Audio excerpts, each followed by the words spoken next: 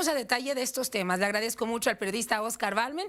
Nos da esta entrevista para hablar sobre estos hechos de violencia. Oscar, buenas noches. Gracias por estos minutos.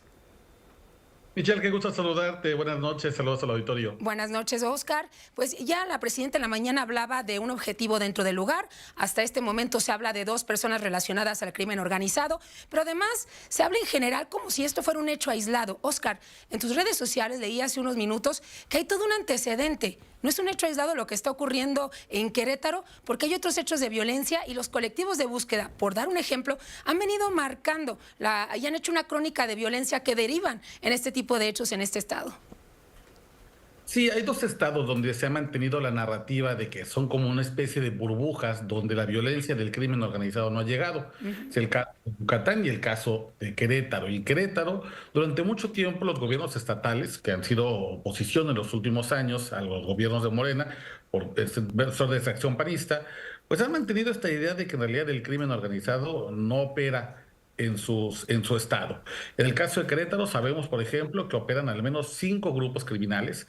Cártel Jalisco Nueva Generación, a quien pertenecería el objetivo de esta matanza, la persona por quien iban supuestamente integrantes del Cártel Santa Rosa de Lima, y a 3 grupos más, los Caballeros Templarios, las facciones de los Beltrán Leiva y el Cártel del Golfo. Estos 5 grupos criminales se disputan principalmente 3 grandes mercados negros. Tú lo decías muy bien, el caso del alcohol, el robo de combustible, que es la principal fuente de ingresos de los criminales en el estado de Querétaro, pero también 2, sin duda, el tema de la extorsión, que es prácticamente generalizado en todo el país, y por otro lado, el tema del mercado del cristal, esta droga, esta anfetamina muy poderosa. Y justo durante mucho tiempo, al menos tenemos una fuente confiable que son las colectivas de búsquedas de desaparecidos, que nos han hecho con cifras en la mano, que además están respaldadas en las cifras en el Registro Nacional de Personas Desaparecidas y No Localizadas, que desde hace al menos 6 años hay una operación importante del crimen organizado en el estado. Y cuando uno observa la cantidad de desaparecidos que hay en Querétaro capital, Sí. es una cifra que excede por mucho el promedio del resto de Así los es. municipios. Oh, Algo muy grave pasa en la capital de Querétaro desde al sí. menos 6 años. Así es, Oscar, y a esto se le suma además lo que ocurrió hoy en el Estado de México. Se da en el marco también de la comparecencia del secretario de Seguridad en San Lázaro, donde escucha pues un diagnóstico por parte de los diputados, pero al mismo tiempo las iniciativas que avanzaron en el Senado.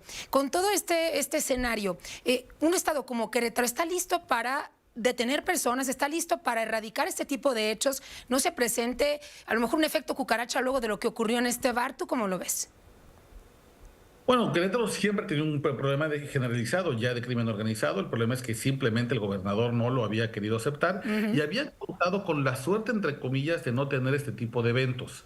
Hoy sale el gobernador a lamentarlo, como todos lamentamos, el asesinato de 10 personas, incluido quien sea, porque Sí. no todos son presuntos inocentes hasta que se muestre lo contrario. Sin embargo, esto en realidad viene pasando desde hace mucho tiempo. Lo que pasa es que simplemente no se había traducido ese tipo de violencia extrema que habíamos en otros estados.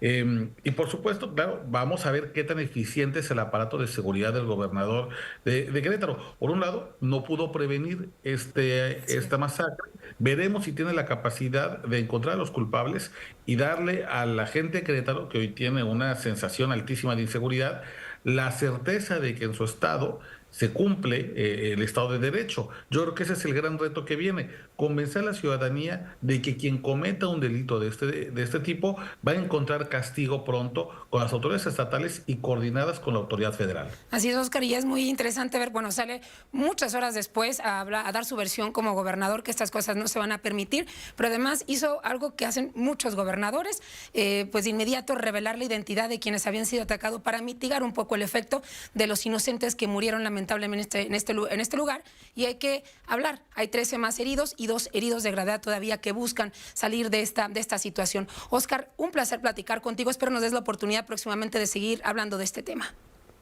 Claro que sí, el gusto es mío, Michelle. Muy buenas noches. Muy buenas noches, gracias. Oscar Balmen, reconocido periodista especialista en temas de seguridad.